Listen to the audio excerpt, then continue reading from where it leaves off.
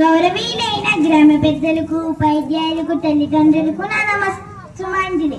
నా తోటి విద్యార్థులకు నా అభినందనలు.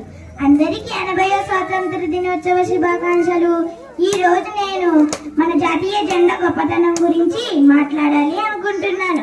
మన జాతీయ గౌరవానికి చిహ్నముగా భావించే తిరంగాను శ్రీ పింగళి వెంకయ్య గారు రూపొందించారు. మనకు 1947 ఆగస్టు 15వ తేదీన స్వాతంత్రం వచ్చింది. 1947 జూలై 22న మన జాతీయ జెండా ఆమోదం పొందింది. జాతీయ జెండా అంటే కేవలం ఒక రంగురంగుల గుడ్డ ముక్క కాదు. ఇది మన స్వాతంత్ర సమరయోధుల త్యాగాలకు, ఐక్యతకు, దేశభక్తికి గుర్తు. కాషాయం త్యాగానికి, ధైర్యానికి గుర్తు. తెలుపు శాంతికి, పవిత్రకు గుర్తు. ఆకుపచ్చ పాడి పంటలు మరియు సమృద్ధికి గుర్తు. మధ్యలోని నీలి రంగు అశోక చక్రంలో 24 స్పోక్స్ కలిగి ఉంటుంది. ఇది 24 గంటల ధర్మాన్ని, నిత్య పురోగతిని సూచిస్తుంది.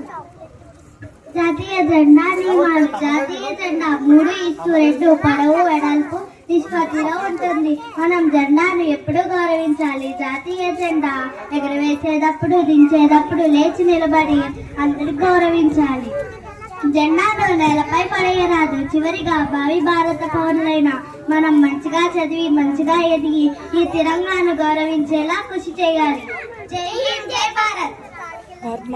భారత్ మాతాకి జై.